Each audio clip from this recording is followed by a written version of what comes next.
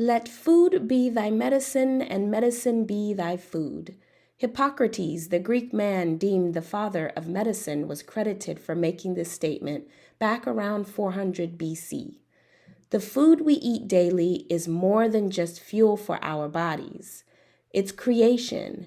It creates our cells, which make up everything physical in our body from our brain to our bones. Along with nutrition, it's essential that we create a healthy environment not only inside our bodies, but outside our bodies too. We must strive to create an environment that nourishes us mentally, physically, and emotionally. The people we're influenced by, the thoughts we think about ourselves, the actions we do on a daily basis, and the media we consume all influence the habits that we maintain and the environment we exist in.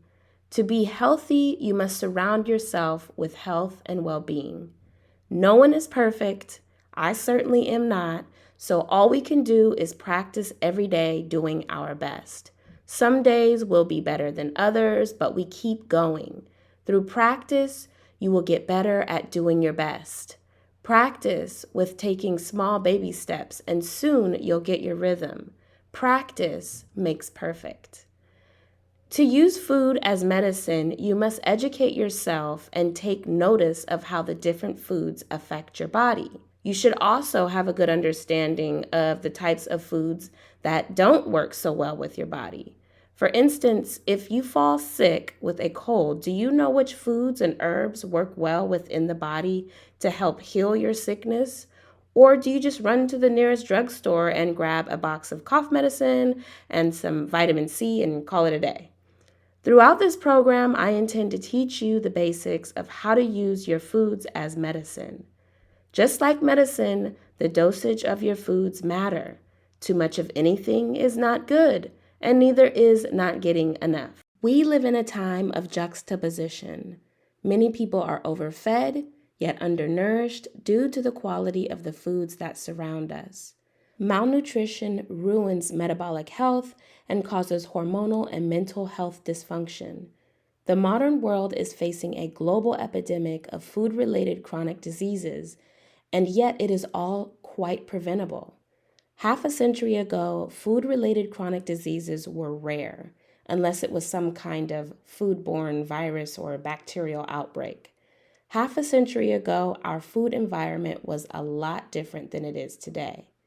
We're surrounded by ultra-processed, hyper-palatable convenience foods. People are led by their cravings for these foods, plus it's easy to get and tends to be less expensive. Since the government is not exactly advocating for your health, then it's up to you to advocate for yourself. It's time to get really familiar with your own body. Currently, the number one cause of death for both men and women worldwide is cardiovascular disease, aka heart disease or CVD. This includes heart attacks, strokes, and aneurysms. Your cardiovascular system involves your blood vessels, the roads and highways your blood travels through in your body, circulating blood from your heart through your arteries, capillaries, and veins. Heart attacks, strokes, and aneurysms usually are caused by some kind of a backup in the vascular highway system, causing tissues like your heart and brain to be deprived of nutrition and oxygen. The blood carries and delivers nutrition and oxygen and materials to all the cells or tissues of the body to keep them alive and working well.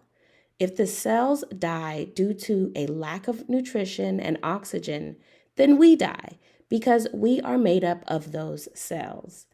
So the quality of the nutrition we feed our cells determines the quality of our cells. Food is a main cause of metabolic diseases these days, but it can also be part of the cure. For instance, this week, are you going to choose to dose your cells with healthy nutrients found in, say, blueberries, walnuts, and green leafy veggies that will protect your cells from the onset of inflammation? Or will you choose to dose your cells with fake foods that promote inflammation and do not contain real nutrition other than sugar additives and chemical preservatives often found in fake foods like cereals, sodas, and fast foods? Convenience foods are easy to come by and easy to eat on the go, but they come at a cost to your health over time. It's okay from time to time to eat these foods, but these foods should never ever make up the majority of your weekly meals. As we go through the program, you'll learn why.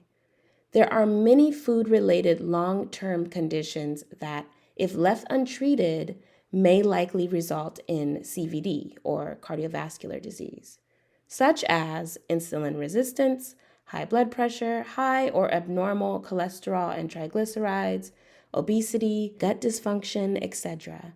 These are metabolic diseases that not only affect your metabolism, but also the integrity of your vascular system over time. The great thing about our body is that as long as it's alive, it will always try to heal itself and keep itself in balance to keep us alive. So instead of further knocking it out of balance every day with bad nutrition, we want to help it heal and keep us in balance with good nutrition and lifestyle habits. The thing about fake food is that it also has fake nutrition, often enriched and fortified with synthetic vitamins, minerals, and a whole lot of weird ingredients to keep it shelf stable for long periods of time. Whole real food has real nutrition in it, which the body can recognize and use more efficiently. Real food is what our body innately knows. Whole fruits, veggies, herbs, nuts, seeds, fish, and other proteins are examples of real food that contain all the nutrients the body needs to maintain its processes and heal itself. It's important to take an audit of your environment, the foods you often eat, your friends, your living space, your workspace, what media you consume daily, how well you sleep, and your general stress level. These all affect your vascular system. Keep up with the program so that you can learn how to eat like your life depends on it.